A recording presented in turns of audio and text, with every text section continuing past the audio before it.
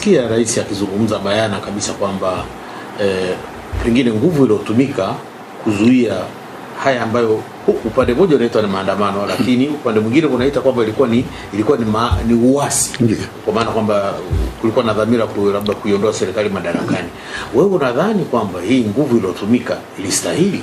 Tazama, ndio ninayosema kwa watu wa kawaida wanaweza kuangalia mambo, tutaijaji kwa kuona idadi ya watu waliokufa, maana ni kubwa. Na ukiona kwa miaka kama miwili vyombo vya ulinzi na usalama vilikuwa vimeambiwa wajiandae kuja kusimamia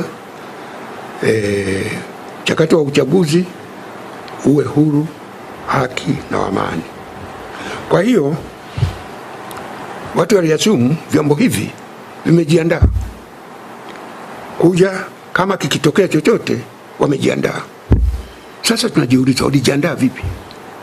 Walijiandaa kwa bunduki na risasi, kwa sababu ndio wametumia zaidi. Nini waliandaa?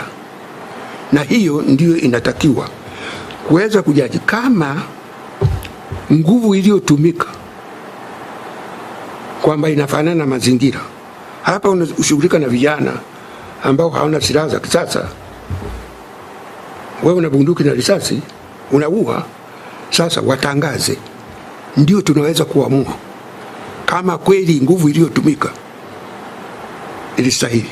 Mimi nadhani hali ni tofauti, maana unaona